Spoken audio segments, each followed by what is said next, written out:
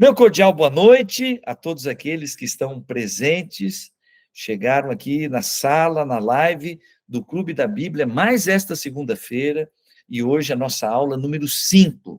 Nós estamos na jornada do primeiro módulo, que nós estamos chamando o módulo 1, é o módulo de introdução geral à Bíblia. E nós estamos na 5ª aula do primeiro módulo. E hoje nós temos um tema muito especial, muito importante, que vai nos ajudar, em grande medida, a entender a narrativa bíblica do Antigo Testamento. E na semana que vem, nós vamos usar do mesmo propósito, para a gente entender a narrativa bíblica do Novo Testamento. Então, hoje, o título da nossa aula é Panorama Histórico do Antigo Testamento. E na semana que vem, nós teremos o panorama histórico do Novo Testamento. E eu quero convidar o dono desse espaço aqui, depois de Deus, o dono do Clube da Bíblia, que é o pai dessa criança, é o Tiago.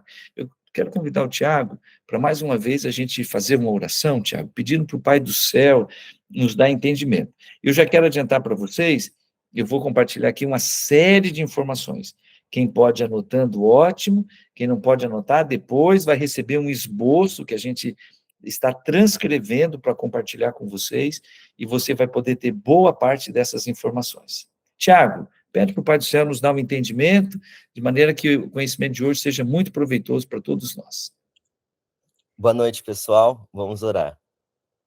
Querido Deus, querido Pai que está no céu, muito obrigado, meu Deus, por mais esse dia de vida e saúde. Amém. Obrigado porque tivemos um dia de trabalho, de atividades, e estamos agora aqui nesse início de semana para te adorar e aprender mais de ti. Amém. Que o Senhor possa estar conosco, abençoando o Clube da Bíblia, e que o Espírito Santo possa estar iluminando nossa mente e que a gente possa entender cada vez mais e compreender o que o Senhor quer dizer para a gente. Amém. Esteja com cada um aqui, esteja com cada família, e que a gente possa ser abençoado por isso. Amém. Perdoa os nossos pecados, tudo isso que nós te pedimos e agradecemos, Pai. Em nome de Jesus, amém. Amém. Amém. Muito bem. Vamos lá, se você está com a sua Bíblia. Fechou? Estão me ouvindo? Achei que tinha fechado ali. Se você está com a sua Bíblia, eu gostaria que você fosse acompanhando, porque eu vou apresentar aqui uma sequência de marcos históricos do Antigo Testamento. Em alguns momentos nós vamos ler alguns textos. E aí, Tiago, eu vou pedir aquela gentileza que, quando eu mencionar a referência, você já corre lá, procura o texto e já joga aqui para a gente. Sendo possível, eu considero que a nova versão internacional seria que ela facilitaria um pouquinho, mas ficar o mais próximo possível da versão tradicional, tá bom? Vamos lá. Primeiro detalhe, a Bíblia ela não tem uma preocupação de colocar os livros numa narrativa histórica. Eu já mencionei lá na nossa primeira aula que os livros da Bíblia, eles foram agrupados por pontos em comum. O principal ponto em comum é o estilo literário. Então, a gente tem o grupo, ali, o conjunto dos livros poéticos. A gente tem o conjunto dos livros proféticos. E aí você percebe, poxa vida, o ponto em comum é o estilo literário, livros poéticos, ele está escrito em poesia. E o primeiro livro da Bíblia a ser escrito, que é o livro de Jó, ele foi escrito em poesia. Mas ele não está lá antes de Gênesis.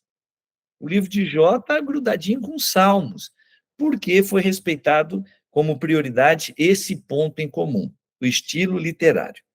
Mas quando a gente vai lá no livro de Gênesis, tem uma curiosidade que eu considero muito interessante.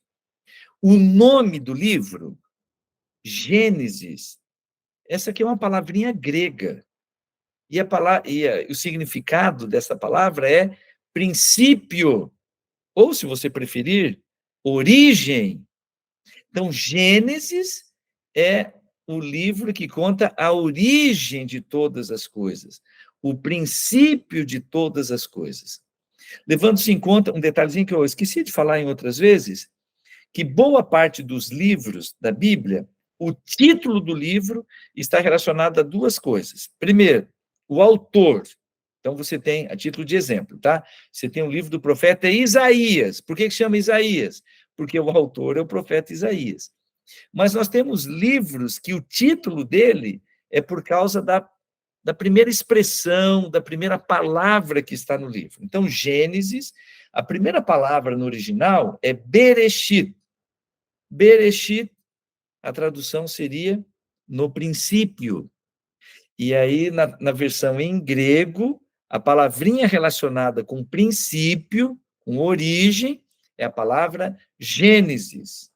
E fica fácil a gente entender por que o livro de Gênesis tem esse nome. Porque os 2 primeiros capítulos do livro de Gênesis conta a história da criação, a origem da terra, a origem da humanidade, como é que Deus criou todas as coisas.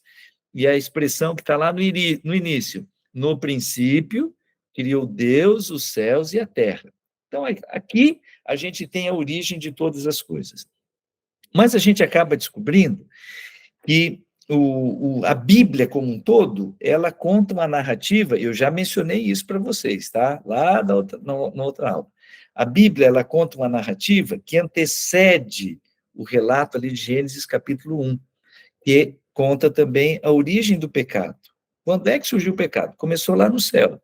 Quando é que vai terminar a história, a narrativa da Bíblia? Vai terminar lá no novo céu e na nova terra, quando o pecado for eliminado e Deus restaurar a perfeição aqui do nosso planeta, como existia lá no Jardim do Éden. Então, essa é a história da Bíblia.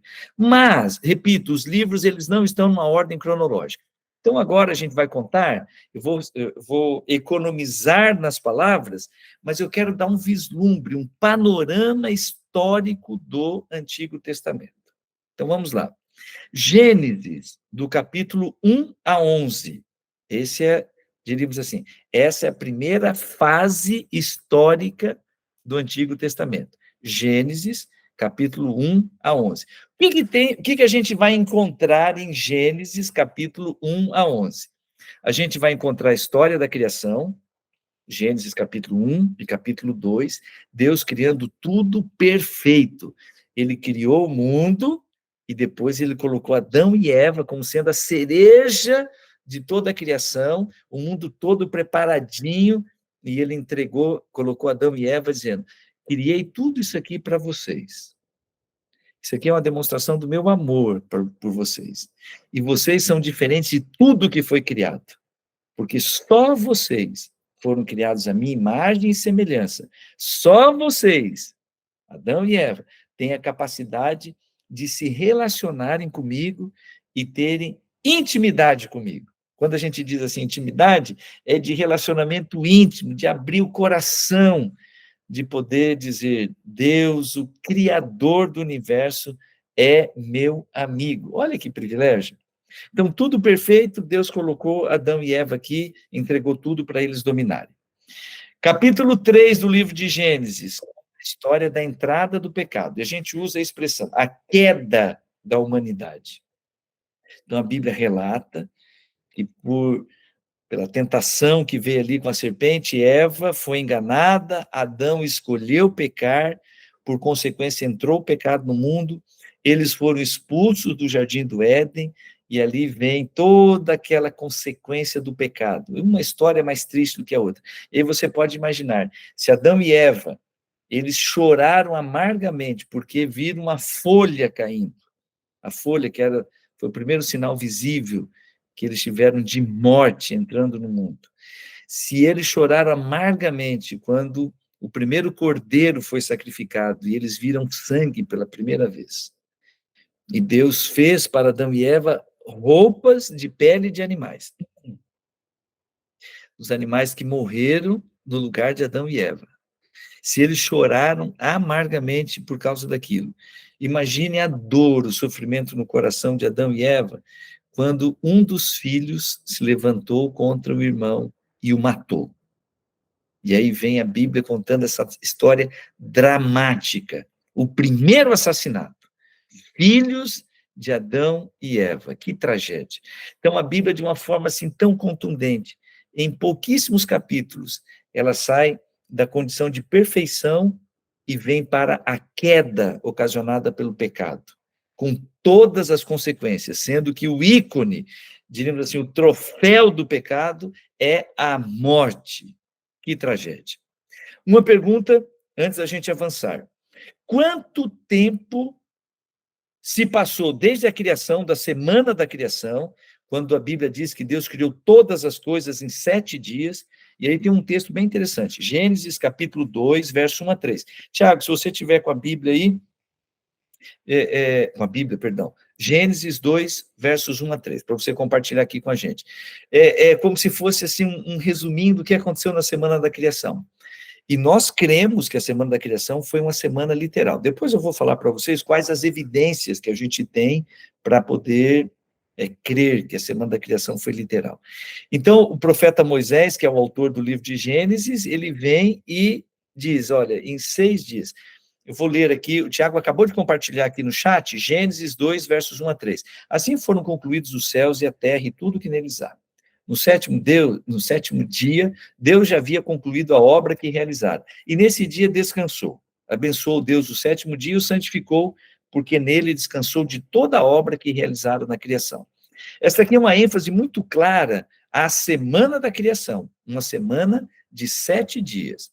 A Bíblia diz que em 6 dias Deus fez todas as coisas, e no 7º dia ele criou o dia para fechar a semana, e nesse dia ele descansou e abençoou.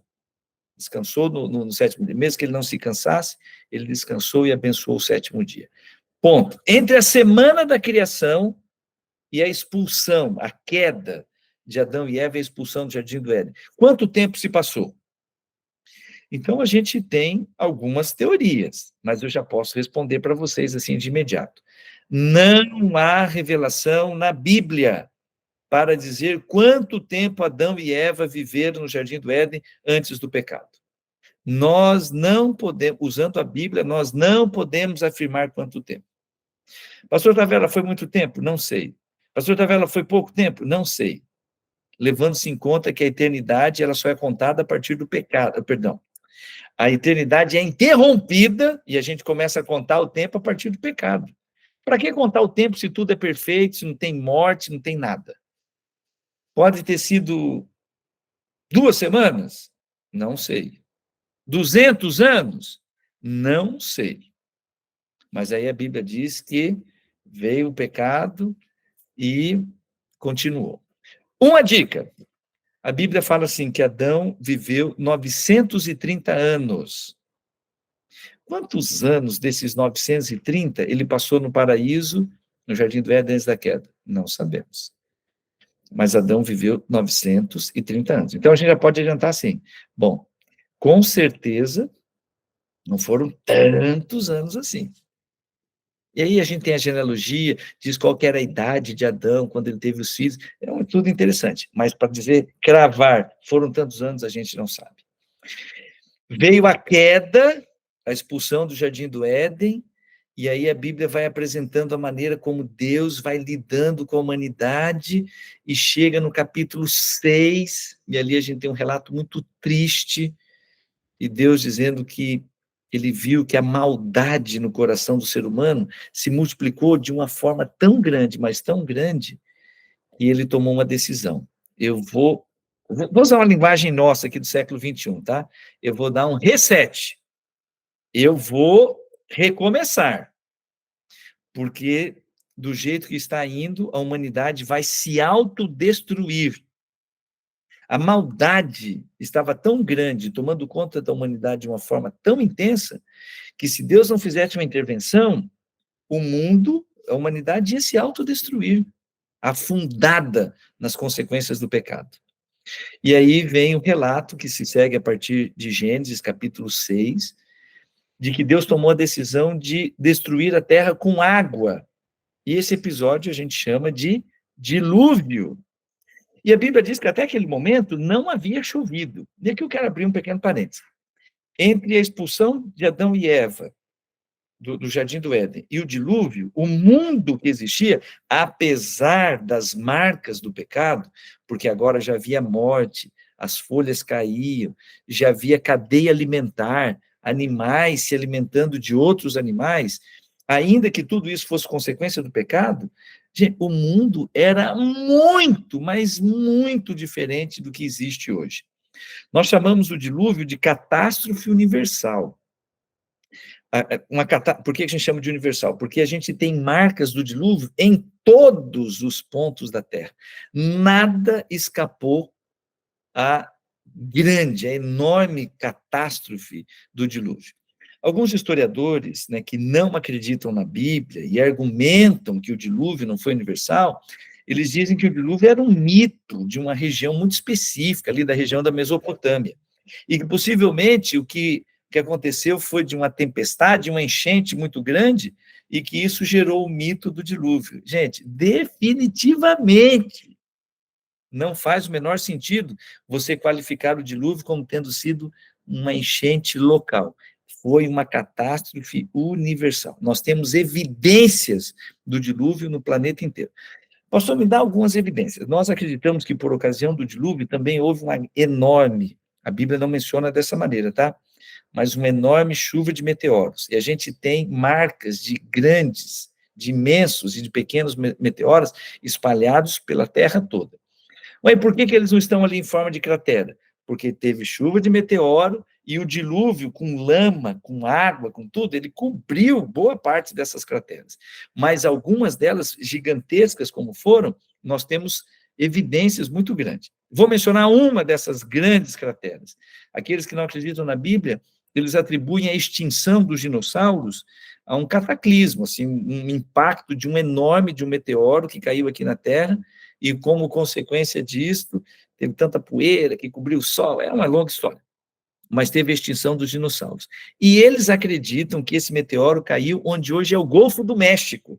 Então, depois, se você for procurar no mapa, você vai encontrar ali o Golfo do México, e você percebe claramente, opa, realmente, esse arredondado aqui, aí tem a marca na parte continental, e tem a marca na plataforma oceânica, lá ali da América Central, uma marca de uma coisa gigantesca que assumiu. E como este, inúmeros outros. Esse aqui talvez seja o maior, não sei se seria, mas como este, inúmeros outros. Por ocasião do dilúvio, houve uma destruição em massa da flora, da fauna, a atmosfera foi alterada grandemente, e a partir disso começou a ter alguma coisa muito parecida com o que nós temos hoje. É parecido com que, depois do dilúvio, o nosso planeta ele teve as características que nós temos hoje. Então, quando você encontra alguém dizendo assim, antes do dilúvio o mundo era assim, assim, assim. Se estiver descrevendo o mundo como ele é hoje, descarte. O mundo era completamente diferente antes do dilúvio. A atmosfera, a fauna, a flora, os continentes, tudo completamente diferente do que é hoje. Pastor, você consegue fazer uma descrição? Não consigo. Mas a gente tem algumas evidências que nos levam a deduzir como era, mas a gente não tem como saber. Recapitulando até agora, e aí a gente vai até Gênesis capítulo 11. Criação, queda, e aí Deus lidando com a humanidade, tomando a decisão de começar de novo. Dilúvio. Salvaram-se do dilúvio 8 pessoas. Noé, Noé, a esposa, os 3 filhos e as 3 noras. 8 pessoas, 4 casais. E aí vamos começar de novo. Esse relato, gente, de Gênesis capítulo 1 a 11, nós cremos que é um relato literal, não é um mito. E eu tenho profundo respeito por você que, porventura, discorde. Eu não acredito na criação, para mim foi um mito. Ok. Eu não acredito no dilúvio, para mim foi um mito. Ok. Eu só quero apresentar para você uma das várias evidências, depois, em outro momento, a gente pode voltar a esse assunto. Eu quero apresentar para você apenas uma das evidências para que a gente possa dizer, eu acredito que foi realmente um relato literal. E a evidência é a maneira como os autores do Novo Testamento se referem à narrativa de Gênesis, capítulo 1 a 11. Jesus, ele falava da criação como sendo literal. Jesus falava do dilúvio como sendo literal. Olha que coisa impressionante. Então, o apóstolo Paulo, de igual maneira, falava da criação, falava do dilúvio, como tendo sido literais. Eles fazem menção a Abel, como tendo sido o primeiro mártir, né, o primeiro justo a morrer. Tudo isto, dentro desse pacote de Gênesis 1 a 11, é apresentado pelo próprio Senhor Jesus Cristo e pelos autores do Novo Testamento como relato histórico. Ah, pastor, tem mais alguma evidência? Eu acabei de falar aqui que a gente tem evidência da natureza, e para nós entendemos, né, pelo modelo criacionista e pela catástrofe do dilúvio, nós temos explicação para dizer como as coisas acontecem. Dentre elas, fósseis. O modelo evolucionista tem uma explicação muito limitada para dizer como surgiram os fósseis. O modelo criacionista tem os fósseis como a grande evidência da criação e do dilúvio. Ponto, vou parar por aqui. Pastor, o Tiago está perguntando, dá para ter uma ideia de quanto tempo depois ocorreu o dilúvio, após o pecado? Nós não temos, a gente não tem como registrar de forma assim categórica isso. O que a gente tem são genealogias. Então, a gente tem ali, dentro do livro de Gênesis, a gente tem uma genealogia. Você já deve ter lido esses textos, onde a gente vai encontrar, Adão viveu tantos anos, ele gerou tantos filhos. Fulano viveu tantos anos, gerou tantos filhos. E assim a gente vai. Se a gente fosse colocar, agora eu vou colocar de forma arredondada, tá bom? Não tem como cravar, estabelecendo assim um marco histórico. A gente arredonda que entre o pecado e o dilúvio, aproximadamente 2.000 anos. Repito, não tem como a gente cravar que foram 2.000 anos, mas a gente arredonda dessa maneira. Perdão, 1.000 anos. 2.000 anos. 2.000 anos. E agora eu queria chegar nesse ponto. Olha, se a gente entende que, da perspectiva bíblica, a criação, a queda e o dilúvio foram relatos literais, a gente vai conseguir atribuir significado a uma série de outras questões que são mencionadas tanto no Antigo Testamento quanto no Novo Testamento. E a gente vai voltar a esse ponto, tá bom? Quando a gente vai apresentar, por exemplo, afinal de contas, por que a gente precisa de um Salvador? Por que Jesus Cristo veio a esse mundo e morreu na cruz no nosso lugar? Se você descartar a história da criação, da queda e dessa nova criação que Deus fez após o dilúvio, se você descartar isso, não vai fazer muito sentido. Mas eu volto a tocar nesse assunto depois. Muito bem. Agora, a gente vai pegar a maneira como Deus lidou com a humanidade depois do dilúvio.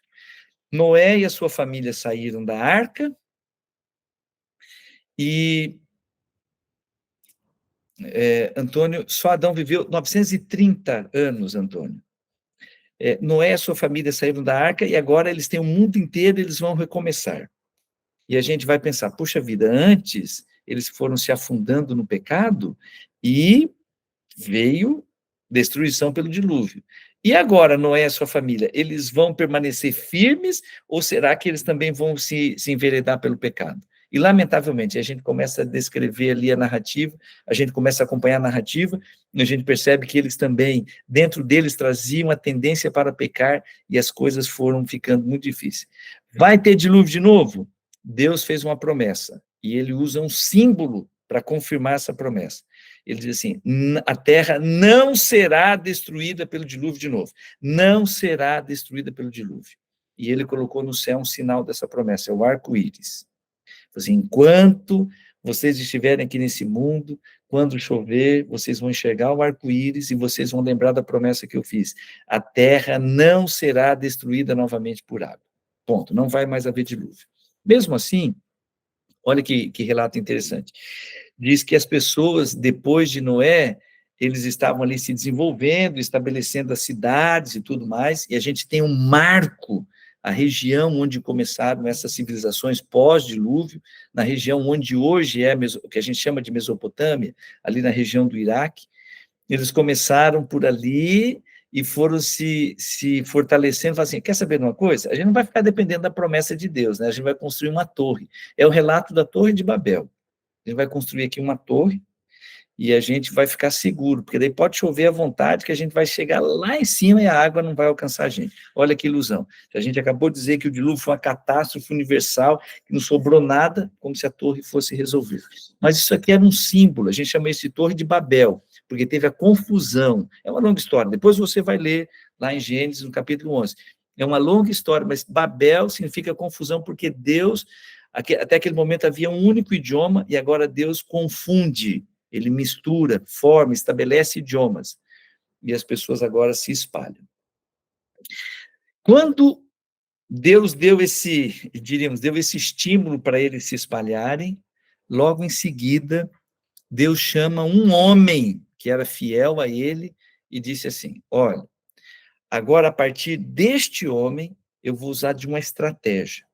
Eu quero que um povo me represente aqui na terra.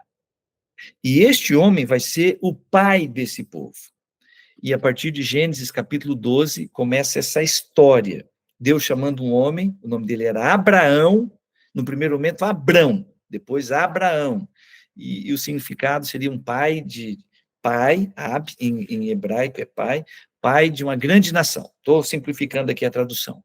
Deus chama Abraão e fala assim: Abraão, você está morando aqui em Ur, na região da Mesopotâmia, em Ur dos Caldeus, mas você vai sair, eu vou te levar para um lugar onde eu vou te dar uma terra, e onde vai haver uma grande nação.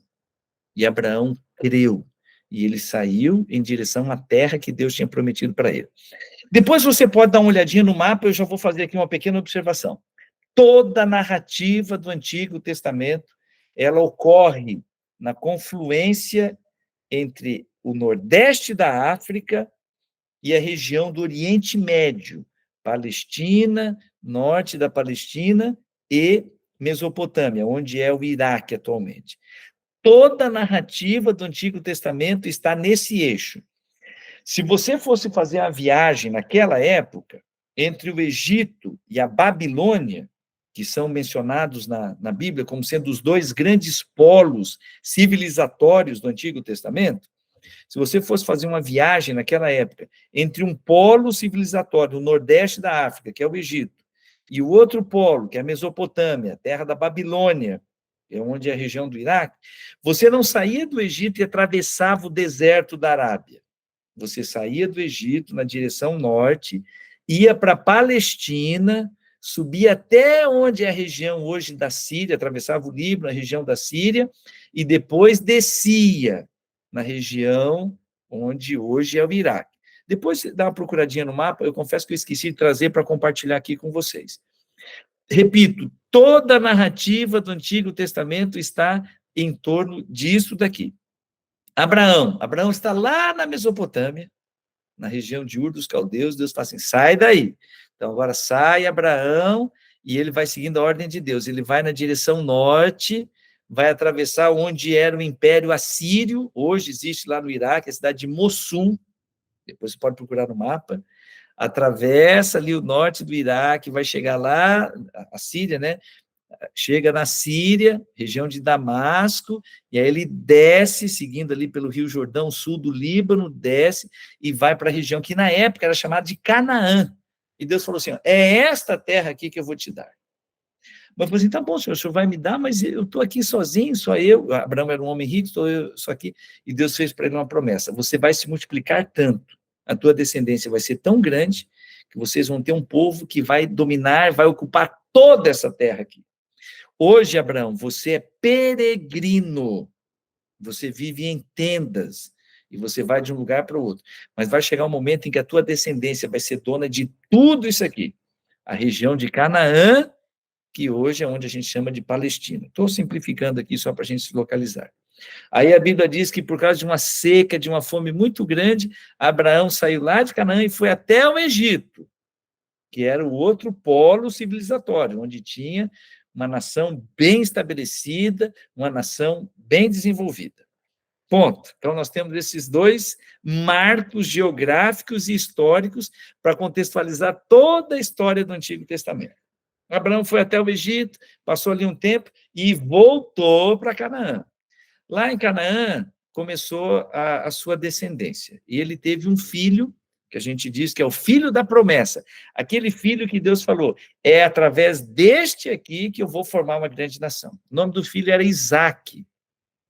Abraão já tinha 100 anos quando Isaque nasceu.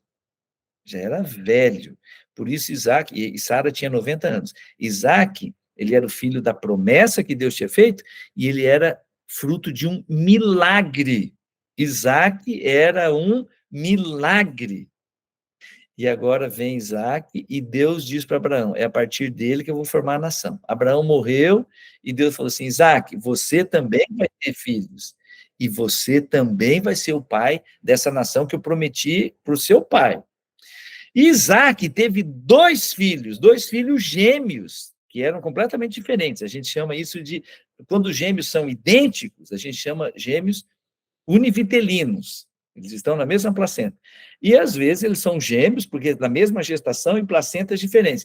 E Jacó e Esaú, os dois filhos de Isaac, eram completamente diferentes.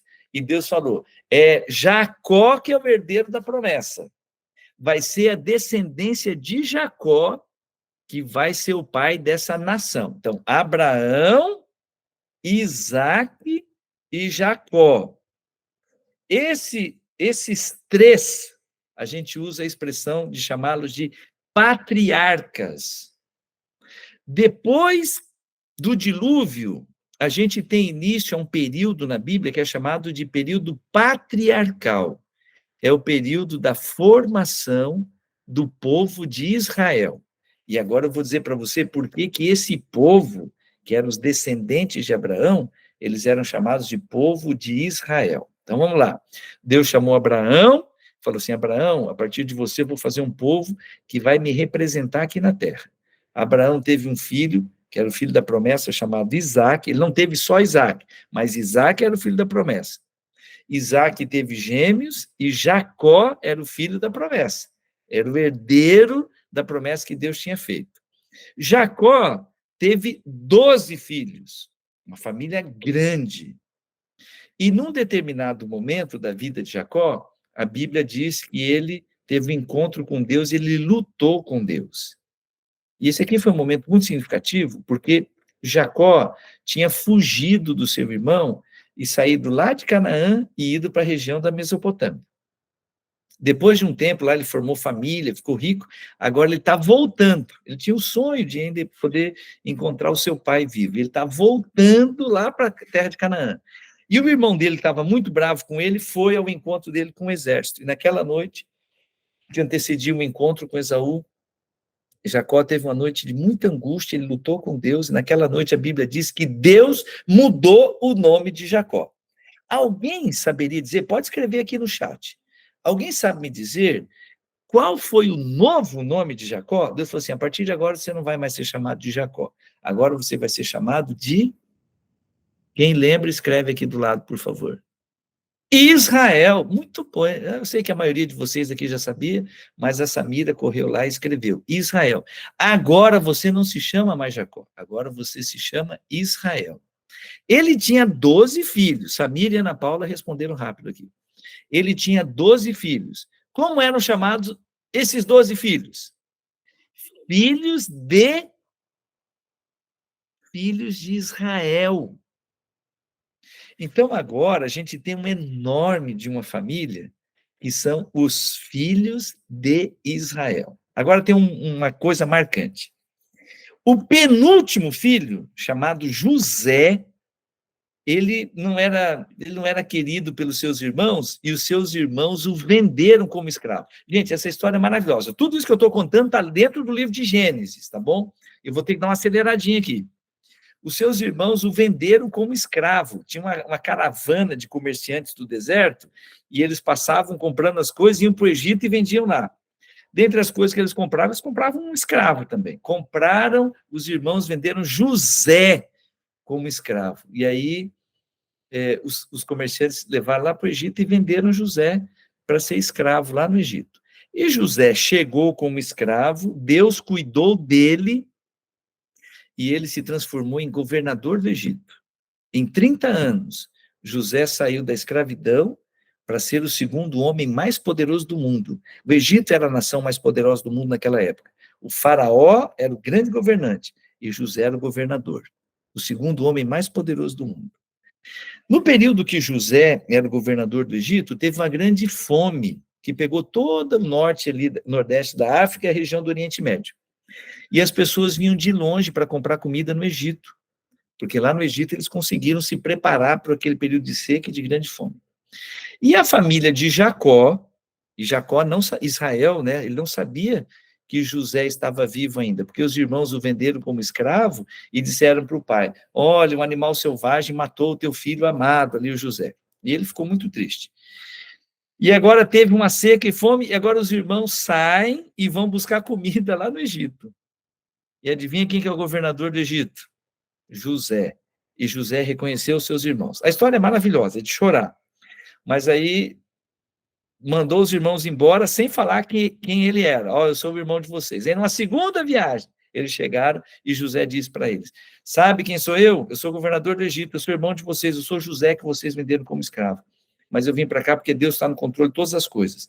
E vai ser porque eu sou governador do Egito que a gente vai ter condições de sobreviver. Meu pai está vivo ainda? Sim, o pai está vivo. Então traz todo mundo.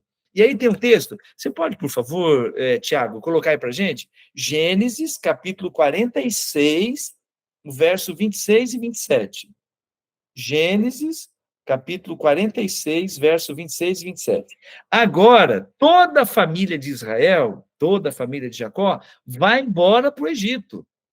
E quando eles chegam lá no Egito, eles são muito bem recebidos por José, que é o governador, pelo faraó, e o faraó determina uma região, que era uma região muito fértil de pastagens, porque o povo do Egito, eles não gostavam de criar gado e ovelha, eles gostavam de cultivar a terra como agricultores, sementes, cereais, etc.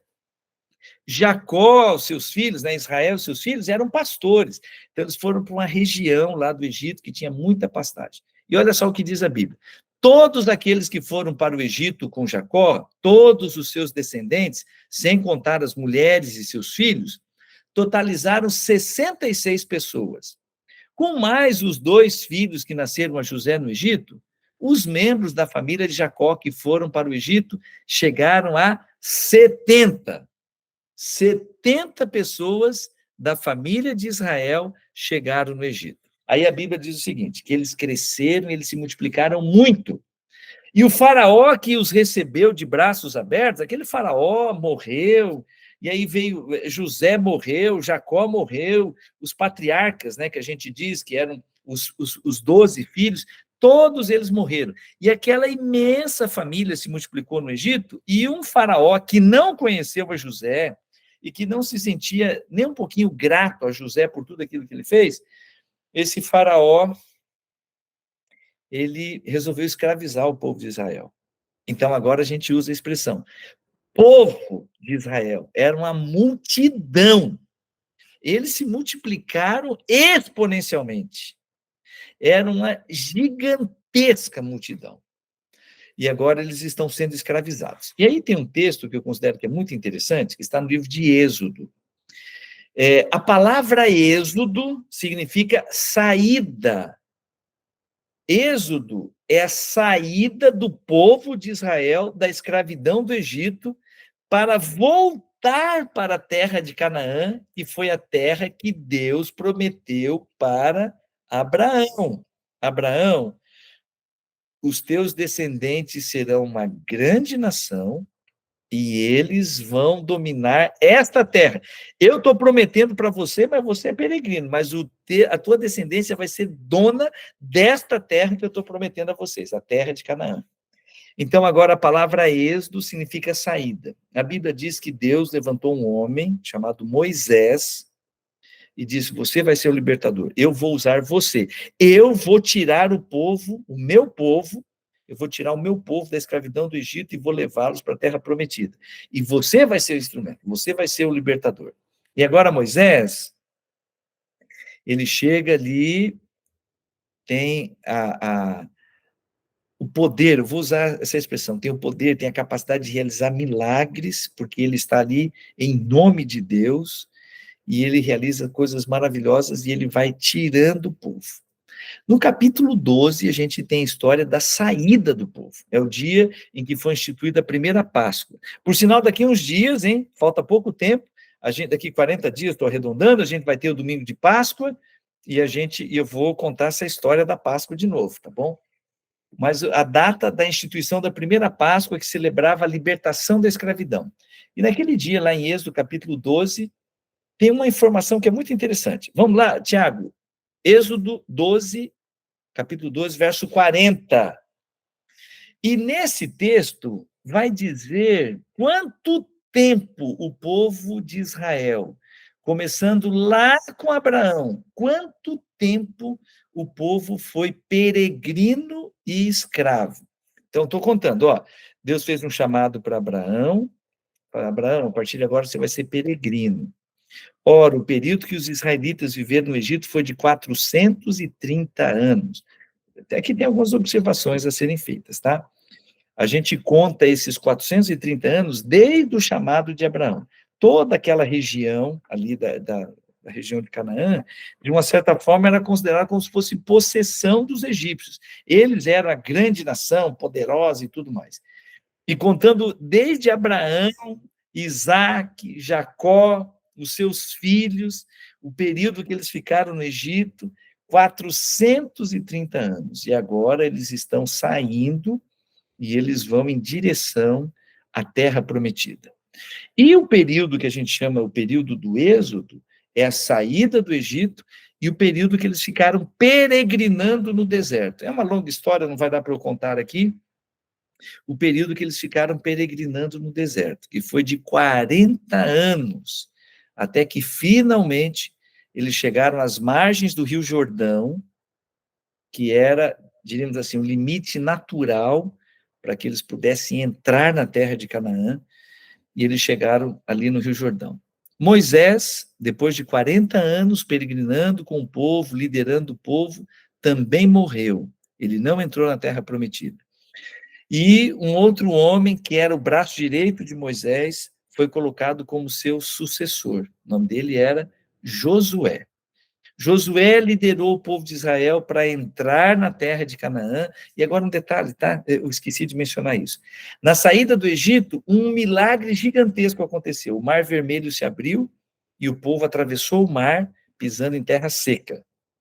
Agora, para entrar na terra de Canaã, o Rio Jordão se abriu. E o povo atravessou o Rio Jordão, entrando em Canaã, passando por terra seca. Deus, de uma forma miraculosa, sobrenatural, ele estava certificando: eu tirei vocês do Egito e eu vou colocar vocês aqui em Canaã. As coisas não aconteceram por acaso e não foi pelo poder das mãos de vocês. Foi tudo sobrenatural por minhas mãos. Eu fiz isso.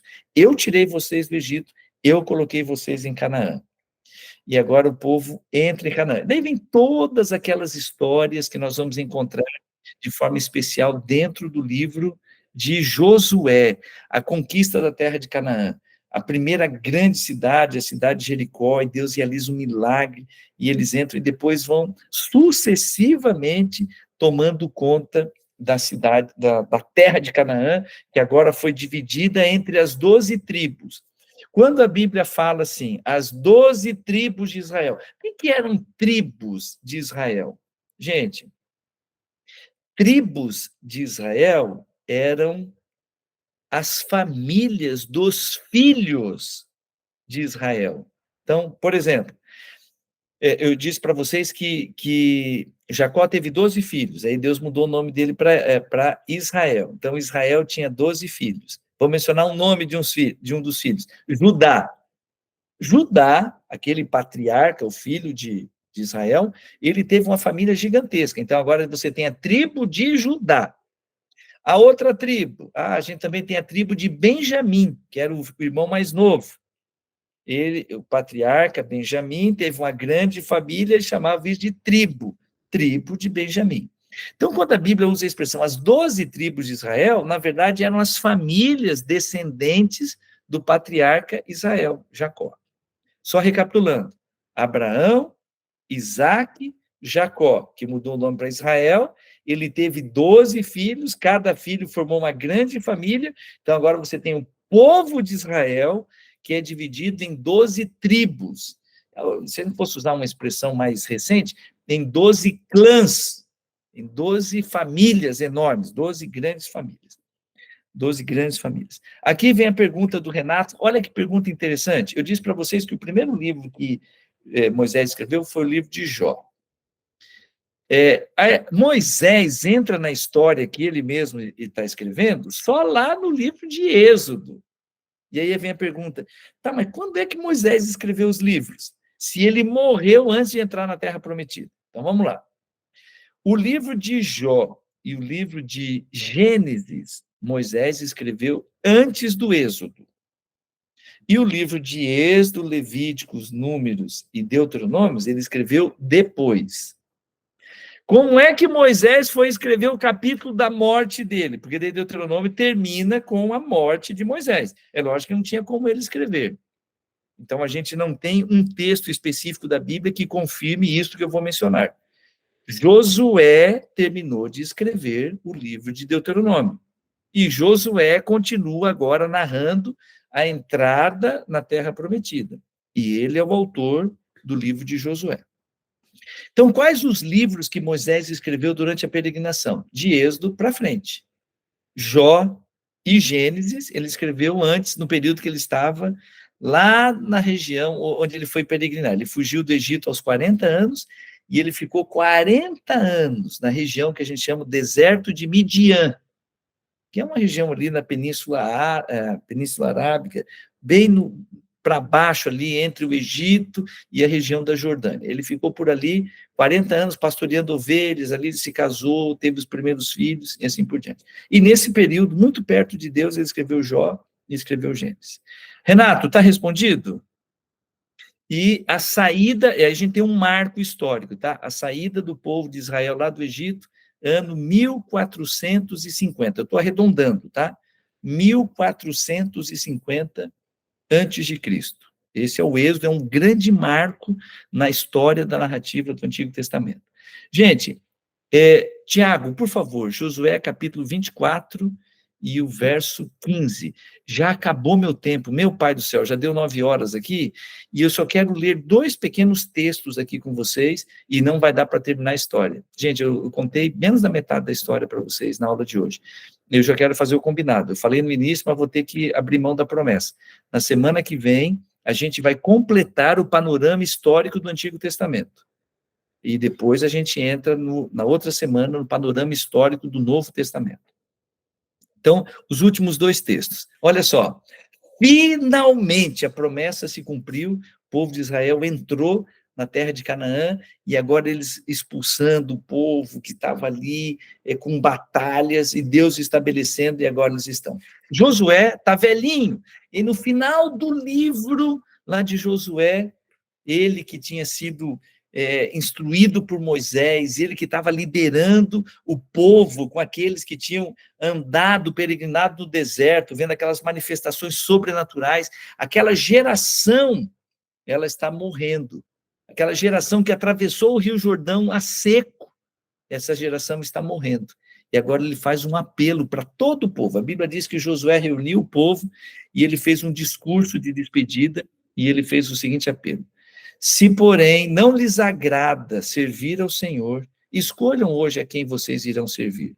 Se aos deuses que os seus antepassados serviram além do rio Eufrates, ou aos deuses dos amorreus em cuja terra vocês estão vivendo.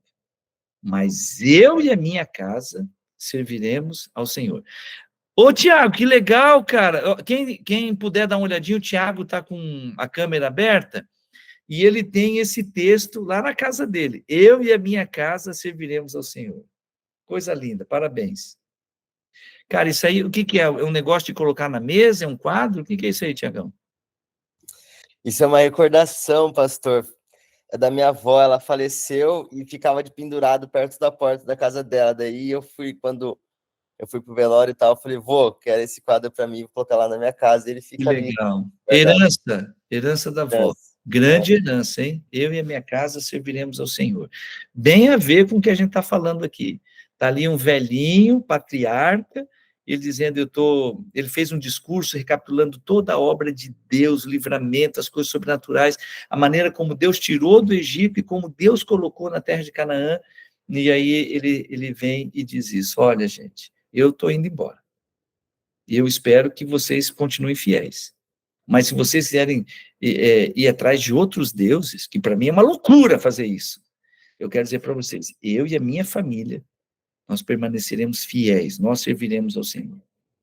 E aí, Josué morreu, e toda aquela geração morreu. E agora o povo tem um novo período que surge, e a gente chama esse período o período dos juízes. É o título de um livro da Bíblia. Depois do livro de Josué, vem Juízes. E aí tem um texto que é uma tristeza. Por favor, Tiago, é o final do livro de Juízes, já indo para o final do livro. Juízes, capítulo 21 e o verso 25.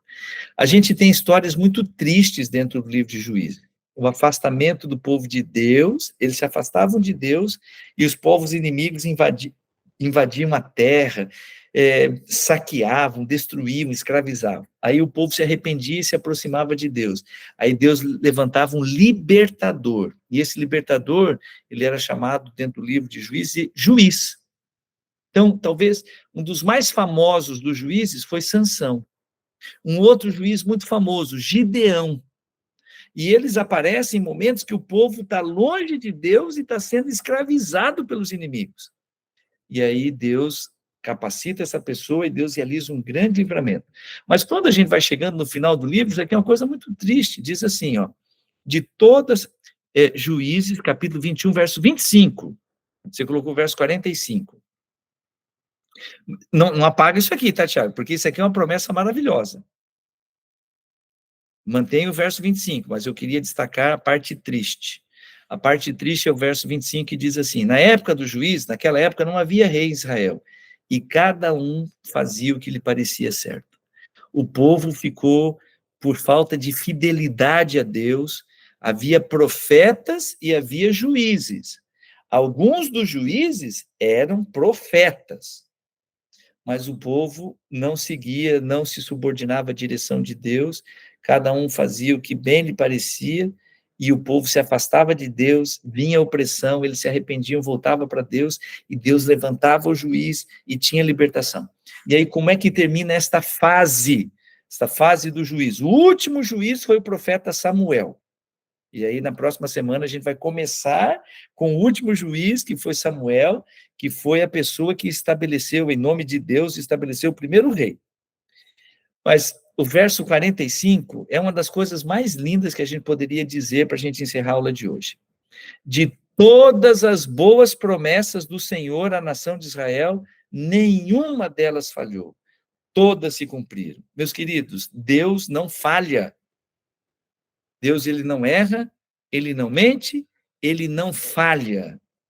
Nós é que nos afastamos dele, tomamos decisões erradas, e aí acontece conosco o que aconteceu com o povo de Israel. Por rebeldia, pensa num povo que sofreu. A história do povo de Israel na Bíblia é uma história de muito sofrimento.